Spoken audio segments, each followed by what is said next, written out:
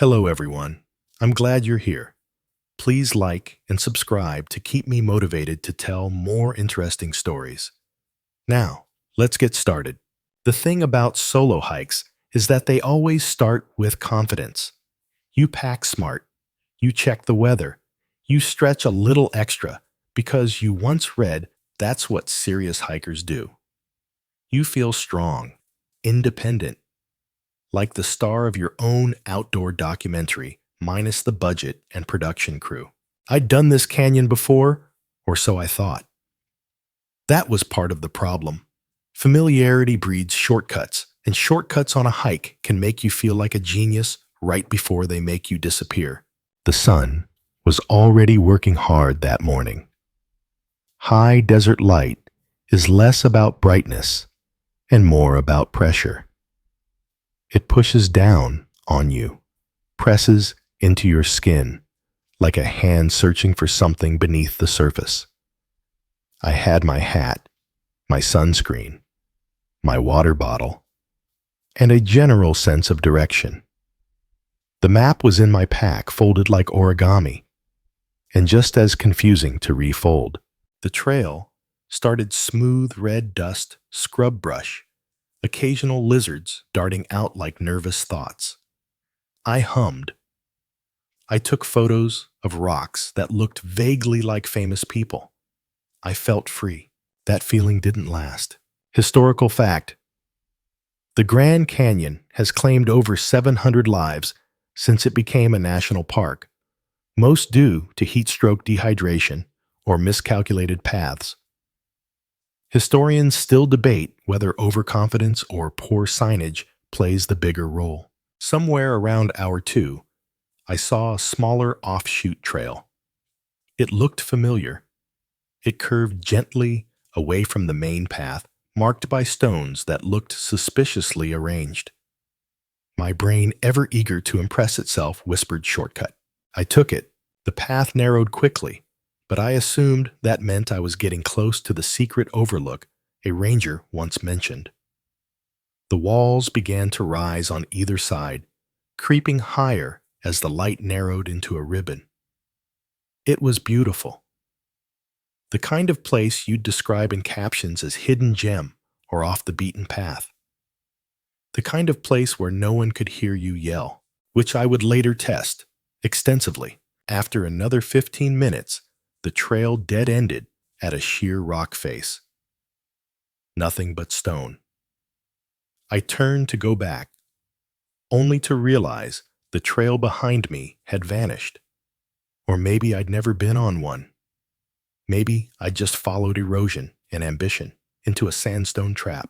That was when I heard it, a low, dry crack, like a warning whispered by the earth. I spun, and my foot caught a loose stone. My body leaned the wrong way. I overcorrected. My ankle twisted. Then I dropped quick, brutal, unforgiving. A slide, not a fall, but enough to scrape skin jar bones and leave me blinking up at a slice of sky framed by canyon walls. I lay there for a second, stunned. Then I tried to stand and my left leg screamed. I didn't break it. At least I don't think so. But sprains at the bottom of a canyon feel like death threats. I bit my lip, sat back down, and assessed. Water. Half a bottle left. Phone 1 bar and no signal. Map. Still an origami puzzle. Shadow shrinking fast. Weird tidbit. In 2003, hiker Aaron Ralston was famously trapped in a Utah canyon and amputated his own arm with a dull knife to escape. His story inspired a book and the film 127 Hours. Historians still debate whether the act was desperation or sheer unbreakable will. Me, I wasn't about to amputate anything. Not yet. I checked my pack again, like maybe it had changed in the last 5 minutes. It hadn't. Protein bar whistle, a small flashlight, and that cursed map. I climbed, well hobbled, up to a slightly higher ledge for a better view. The canyon zigzagged high and tight. No one was coming through here. No one could come through here unless they were chasing lizards or trying to become a cautionary tale. My first instinct was to yell, so I did. Hello. It echoed beautifully. If I were a singer, I would have loved it, but no one answered.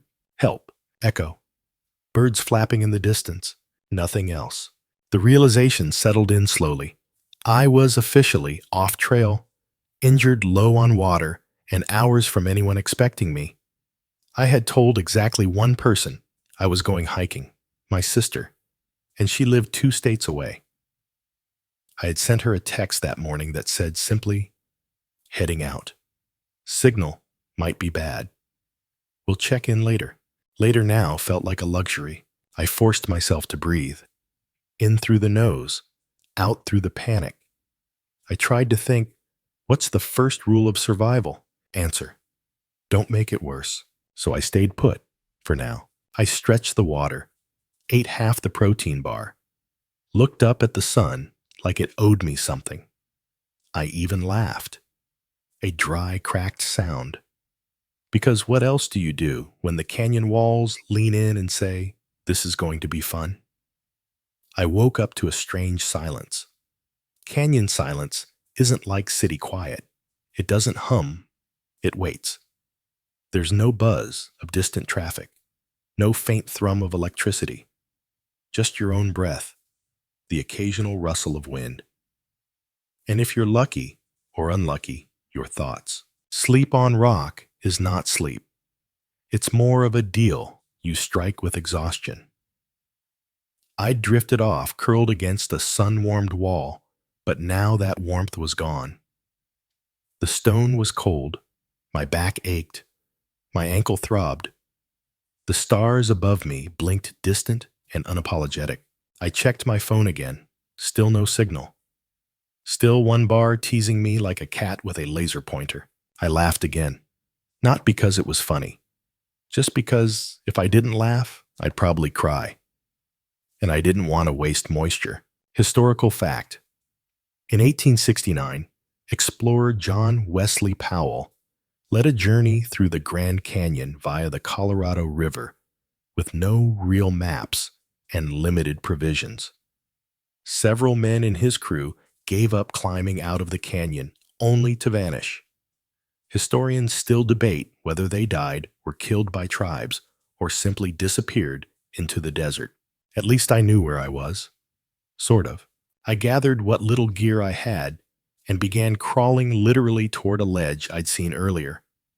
It looked like a shallow alcove, and maybe, just maybe, it could offer a better vantage point or at least some morning shade. Every movement made my ankle scream, and every time I adjusted my weight, the pain pulsed like a strobe light behind my eyes. It took 20 minutes to move 20 feet. I became a tortoise, a very slow, very dirty tortoise with no shell and even less dignity. As I finally settled into the alcove, I noticed something. Footprints, not fresh ones, old wind-swept, eroded impressions, but definitely human. Someone else had been here at some point. Maybe they'd made it out. That gave me the one thing I hadn't dared cling to, yet hope. Odd fact. There's an annual race called the Canyon Ultra, where athletes willingly run 50-plus miles through desert and canyon terrain. Some finish, some don't. Historians still debate whether this is an impressive feat or collective masochism. I rationed the last of my water. 1 sip every hour. That's what I told myself. Did I follow it? Absolutely not. Every 20 minutes, I convinced myself time was fake and hydration was king. By midday, the sun returned with vengeance. No cloud cover. Just a relentless blazing eye in the sky that seemed personally offended by my presence. I laid back in the shade and tried to stay still. Movement meant sweat, and sweat meant dehydration. I focused on breathing. In through the nose, out through the wild scenarios playing out in my mind. I imagined a helicopter overhead, some kind of miraculous rescue ropes descending like divine intervention. I imagined stumbling across a cave with a hidden spring and a snack bar. I imagined a mountain goat becoming my sidekick, leading me to safety like a furry compass. Reality was less cinematic. Around hour 6, the thirst became something primal. Not a dry mouth, not a light-headed fuzz, but a deep clawing hunger inside my chest. I could feel my organs arguing over who got the next drop. That's when the hallucinations started. Or dreams. I'm still not sure. I saw my mom, sitting cross-legged in the canyon sand, peeling an orange and smiling like she used to when I came home from school. I saw a water bottle just out of reach, glowing like it was sent from a divine vending machine. I saw a sign that read, "Turn back time here," which was both unhelpful and a little smug. And then I passed out again. When I woke, it was dusk. Cooler. Quieter. The kind of quiet that presses in from all sides like foam insulation. I had a choice. Stay put and risk fading into another night, or move. Try to find that way out. Follow the old footprints. Gamble on motion. I chose motion because stubbornness is a survival trait too, so I crawled. Not fast, not gracefully, but with purpose. I followed the vague trail, hoping it wasn't just an animal path or a trick of wind and erosion. I kept to the shade where I could, pausing to breathe, resting when my arms gave out. And then just as the last light dipped behind the canyon rim, I saw it. A bottle. Half buried, scuffed, but real. I scrambled forward like it was a winning lottery ticket. Twisted the cap. Sniffed. Water. Stale, warm, probably ancient. I didn't care. I drank like it was ambrosia. And for the first time in hours, I thought, maybe I'm not done yet. Morning comes like a soft slap. You're not sure whether you're waking up or being woken up by the canyon itself, cool air brushing your face, the faint shimmer of sun peeking between layered cliffs. Your body's sore in that way that makes you think you've been hit by a bicycle, or maybe several. You stretch, regret, it then settle into the kind of mental compromise that only sheer willpower negotiates. Yesterday's Miracle One weathered plastic water bottle sits beside you like a trophy. Half empty, because, of course, you couldn't help yourself. Your lips are cracked. Your tongue feels like sandpaper. Your ankle still pulsing, still angry. You dig through your pack again. No magic supplies have appeared. You knew they wouldn't, but it doesn't stop you from hoping. A historical aside. In 2003, Aaron Ralston famously amputated his own arm to escape a canyon entrapment in Utah. He survived 6 days trapped with minimal water and food. His story became legend. Historians still debate whether his actions were the ultimate act of self-rescue or a case study in what happens when adventurers take unnecessary risks. Unlike him, you don't have a pocket knife or an urgent need to remove a limb. But the spirit of survival, yeah, that's brewing now. It's either that or give in to the idea that you're just another fossil, waiting for discovery. You test your weight on your ankle again. It's not better, but it's not worse. So you bind it with your shirt, find a stick to lean on, and decide that today you move. Somewhere. Anywhere. The air smells like warm minerals and dust. Your breath kicks up tiny swirls of sand. You squint at the sun and walk hobble toward what looks like a slight gap in the wall. A space where runoff might have carved a gentler slope. Might be something. Might be nothing. But hey, you're officially a gambler now. Odd fact. The Grand Canyon is so deep in places that entire weather systems can form within it, complete with their own clouds, rain, and wind patterns. So yeah, you could be standing in 95-degree heat while it's pouring just a mile away 50 feet down. Historians still debate whether this microclimate was useful to ancient inhabitants or a cosmic practical joke. 2 hours in, you spot a lizard, small, alert, maybe even smug. You name him Carl. Carl disappears behind a rock before you can thank him for being the first living thing you've seen since yourself. Your thirst is manageable. your spirit flickering but functional. You remember a trick from a survival documentary, scratch marks on walls, small stacks of stones. Mark where you've been, just in case you need to backtrack. So you begin leaving tiny clues, an arrow made of twigs here, a swirl of sand there, primitive GPS. The canyon shifts with every step. What was once a narrow corridor widens into an amphitheater of orange and red stone. Your voice echoes in weird directions. You test it, hello? It bounces back, hello, lo, oh. You wonder if anyone else has screamed into these same walls desperate for help, or if centuries ago someone danced here under starlight celebrating rain or food, or simply being alive. You keep walking. At one point, you find what looks like a cave. Could be a shadow. Could be your salvation. You inch inside, using your stick, like a blind man tapping the ground.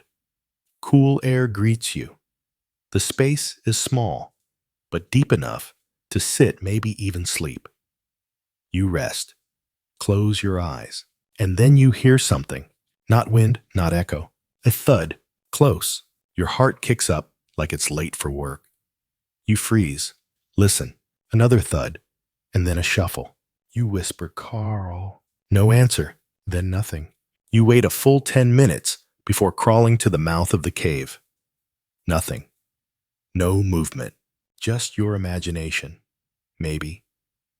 Or maybe you're not as alone as you thought. Either way, you decide to leave the cave. Back under the open sky, you feel smaller than ever, but weirdly comforted because the canyon in all its brutal beauty is still here, still holding you. Not kindly, but not cruelly either. A partnership, forged by force. You limp farther, your water's nearly gone. But so is the fear. What replaces it isn't bravery, it's numbness. That's what survival really is sometimes.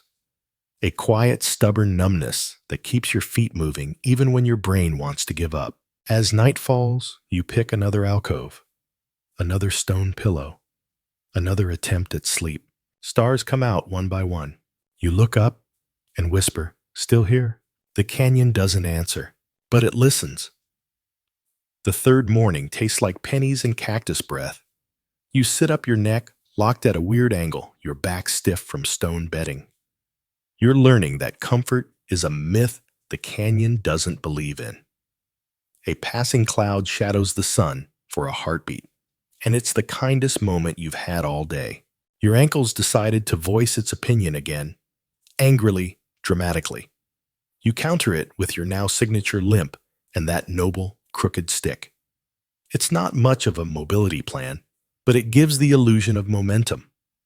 And sometimes, illusion is all that keeps a hiker going. Before moving, you check your surroundings. Any critter prints? Any strange movements? The canyon's mood feels different today, like it's watching more closely. You whisper, "Morning, Carl," to no one in particular, and start marking your path. Path again, leaving signs like Hansel, without the sugar.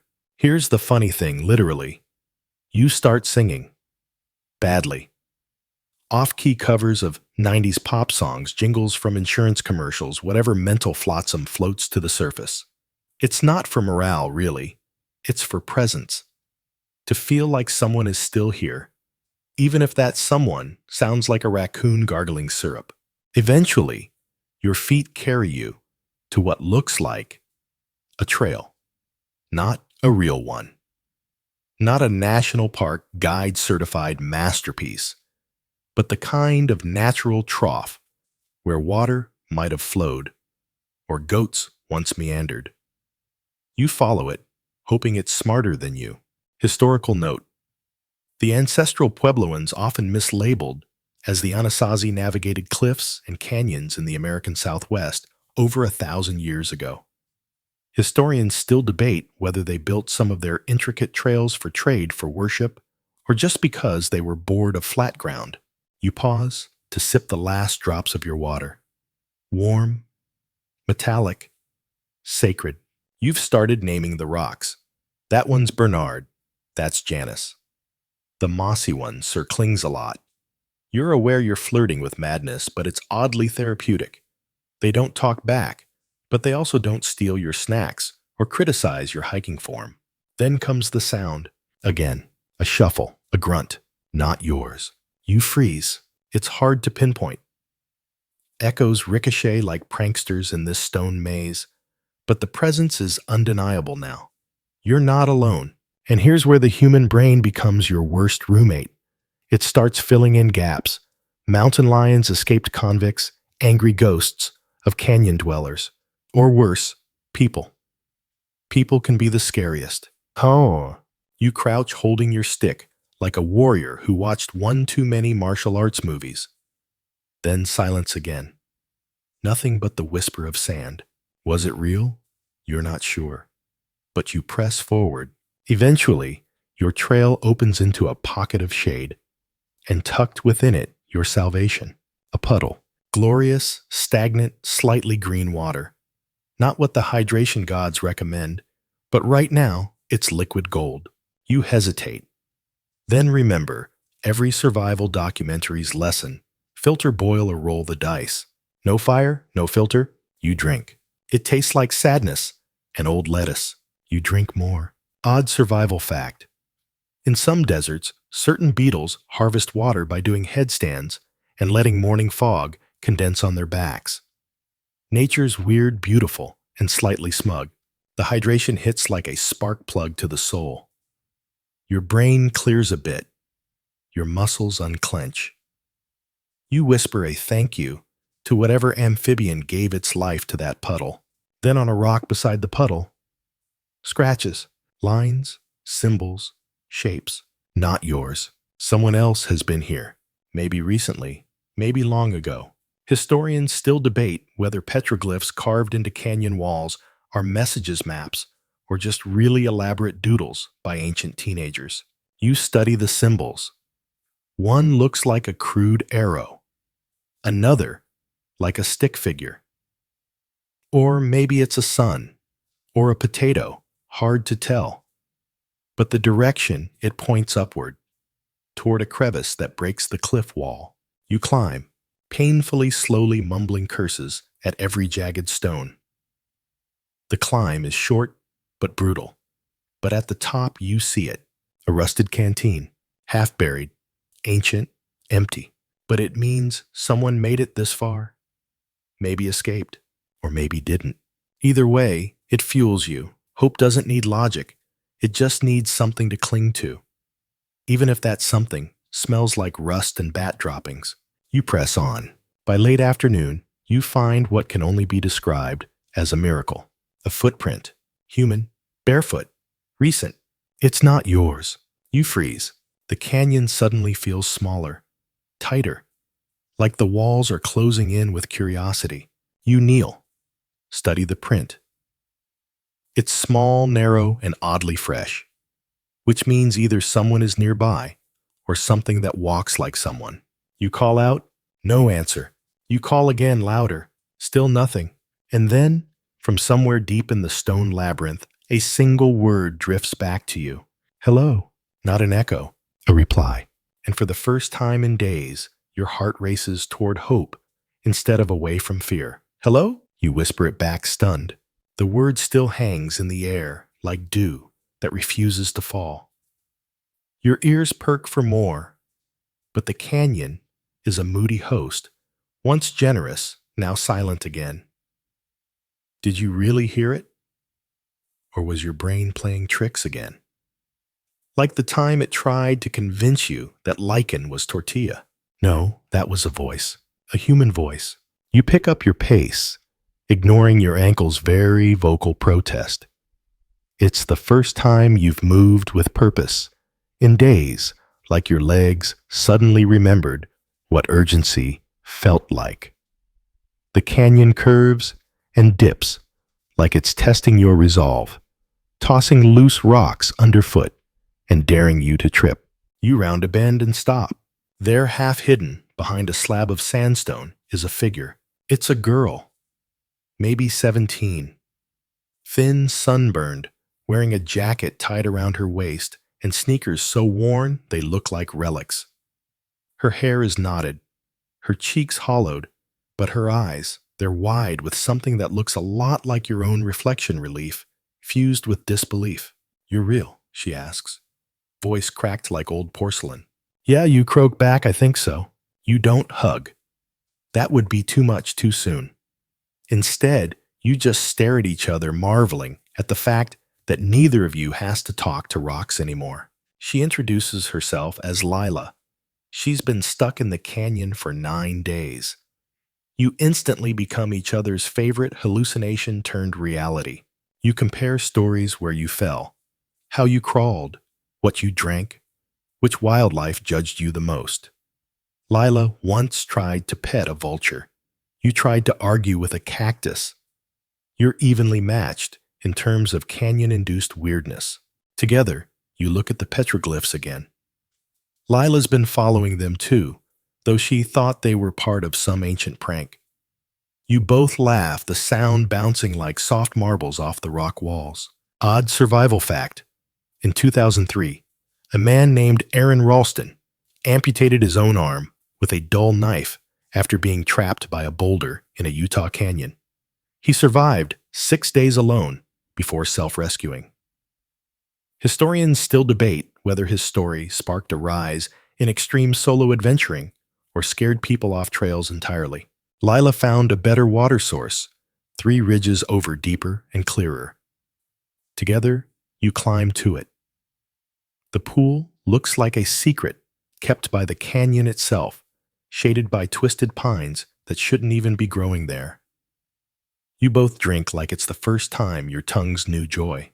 That night, the two of you huddle beneath an overhang sharing warmth. You talk about everything and nothing. Favorite cereal, worst teachers. The exact ranking of movie sequels that should have stopped at 1. The stars blink awake overhead, and for a fleeting moment, you feel okay. The next morning, you decide to move together. Lila knows a direction, says she saw a glint of something metal days ago. Could be a sign, or a mirage. At this point, both seem equally believable. You hike, you ration, you joke. You argue. Of course you do. 2 tired, hungry, stubborn humans lost in a canyon. That's reality TV waiting to happen. But somehow, the arguments ground you, remind you you're still alive enough to be annoying. A few hours and the weather turns. The canyon clouds up like it's catching its breath, and then the rain comes, sheets of it hard and loud. You find shelter under a ledge as thunder rolls overhead like an ancient beast clearing its throat. The rain stirs something unexpected, a memory. When you were 10, you watched a documentary about floods in the Southwest. Flash floods. The kind that come fast and hit harder than logic can process. You freeze. Flash floods. You both scramble higher. Mud slides under your hands as water begins pouring down the canyon's natural gutters, turning dusty cracks into raging ribbons. You shout to Lila, who's already climbing. You lose your stick. Your foot slips. You grab rock roots her hand. For a second, it feels like the canyon's going to win, but it doesn't. You make it. You huddle together on a higher ledge, soaked and shivering. The rain slows. The flood snakes below, like a dragon with nowhere else to go. You both start laughing. Hysterical, ridiculous, half-crazed laughter. The kind that lives right next door to panic and borrows sugar from shock. Eventually, silence returns, and you know now more than ever you need out. Historical note: native tribes like the Havasupai and Hopi have long respected canyon systems as sacred spaces, not just physical obstacles, but spiritual tests. Historians still debate whether canyons were chosen as vision quest sites or simply revered because they demanded reverence. You and Lila mark your position and start planning. Your gear is minimal. Your energy is worse. But now, you have 2 minds, 2 sets of eyes, and something stronger than either had a lone hope with a witness. Together, you decide to follow the direction of the flood. Where water goes, people tend to follow. Civilization builds near rivers, streams, and exits, or so you hope. You begin again, side by side, not just surviving anymore. Now you're escaping. You wake to birdsong. At first, it sounds like static random chirps colliding with wind and your own ragged breath. But slowly, the sounds sort themselves into a rhythm. The canyon, for all its harshness, is musical again. Lila's already ready up. She's crouched near the edge of your ledge, scanning the canyon floor like it's a puzzle she's determined to solve. We follow the flood path, she says without looking back. I think it might lead to something. You nod. It's the best lead you've had since Don't Die. The descent is brutal. Slick rock, loose gravel. A slip here. A cursed word there. PG-13? Of course, but emotionally explicit. Your ankle throbs in a passive-aggressive rhythm, like it's trying to file an HR complaint. Still, you make it down. And there it is, the flood's aftermath. A wide channel, carved fresh and violent, lined with broken branches and pieces of the canyon floor that weren't there yesterday. Nature's bulldozer on full display. You follow it. It feels strange to move without guessing anymore. You have a direction, a purpose, a line in the sand literally. As you walk, you and Lila talk less. The air is thick with humidity and hope. The world narrows to the crunch of your feet, the beat of your heart, and the quiet prayer that every bend in the canyon will show you a way out. Midday hits hard. The sun is a tyrant now, and you shelter in the shade of a narrow crevice. There you find something that makes both your stomachs tighten. A shoe.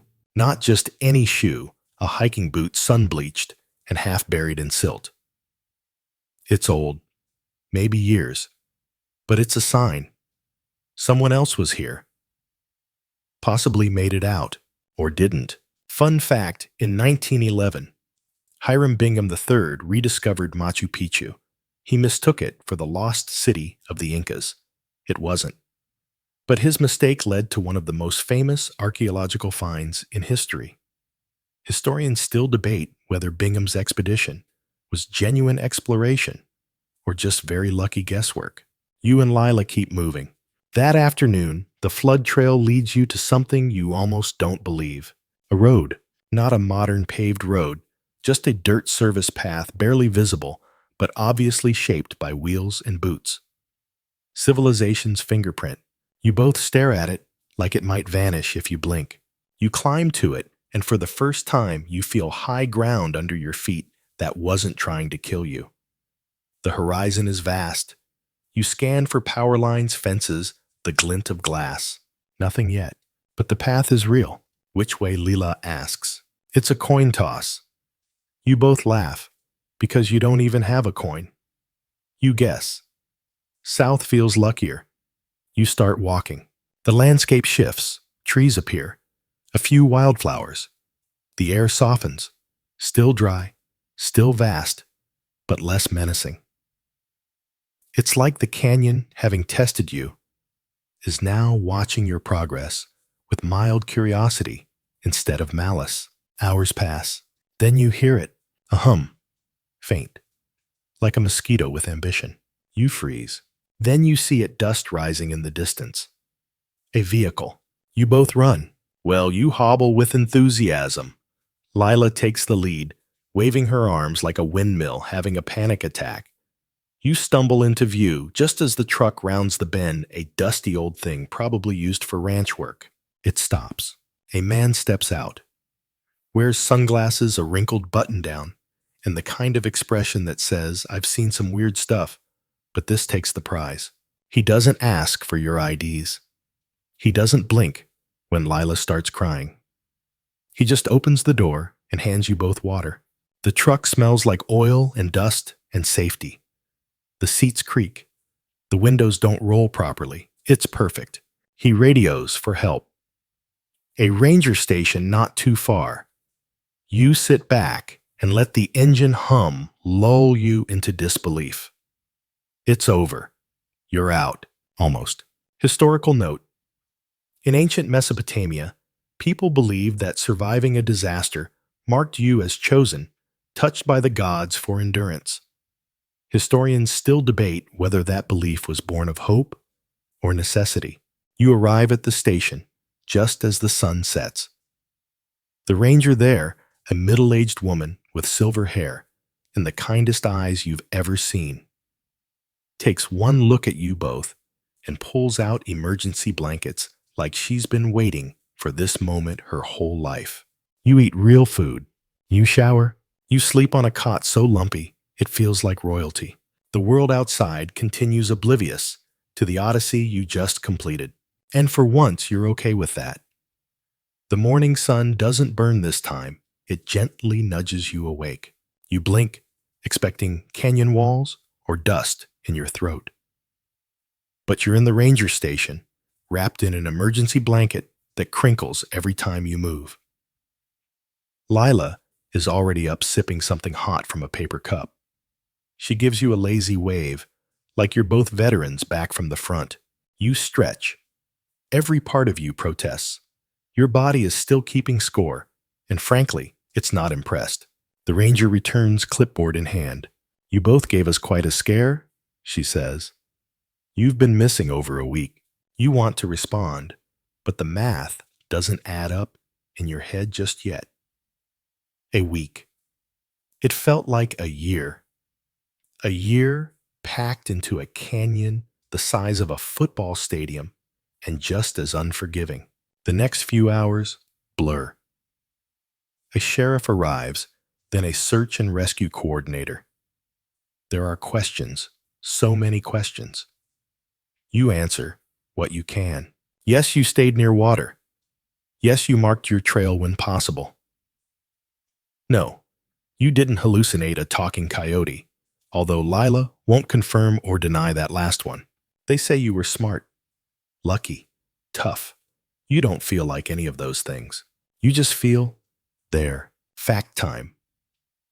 In 1972, a plane crash in the Andes stranded survivors for over 2 months. Their story became famous partly for their willpower, partly for the ethical dilemmas they faced. Historians still debate whether survival under extreme conditions should be judged or simply understood. You think about that because you remember the decision you made to leave the injured hiker behind. You remember how you rationed food and didn't offer the last of it to Lila. You remember the anger, the petty fights, the moment you almost gave up but didn't. What does that make you? Human, probably. The media storm hits next, not with the force of a literal storm, thankfully, but close. Apparently, your family made enough noise on social media that reporters are now lurking around the ranger station, sniffing out a miracle story with a clean headline. You're too tired to be flattered. A crew shows up with cameras and polite smiles. They call you the Canyon Survivors. There's talk of interviews, networks, morning shows. One reporter asks, "How did you feel when you realized no one was coming?" You blink at him for a full 5 seconds, then thirsty. Lila laughs so hard she snorts iced tea out her nose. The interviews roll on. Then something strange happens. You start to miss the canyon. Not the thirst, or the pain, or the scorpions. Definitely not the scorpions, but the simplicity, the sharpness of purpose. The way the world shrank into moments, into now. Out here in civilization, the moments blur again. Phones ring, emails pile up, time slips. You're not sure how to carry the canyon with you. Fun historical tangent. In the 1800s, Arctic explorers would sometimes return home only to leave again within months, back to the cold, the danger. Some say they were addicted to the intensity. Historians still debate whether it was madness or meaning they chased. You and Lila stay in touch.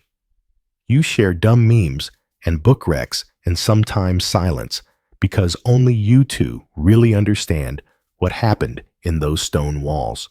Sometimes she texts just one word, rattlesnake. You respond with plot twist. It helps. Life inches forward. You go back to your old apartment. You grocery shop. You have long showers just because you can.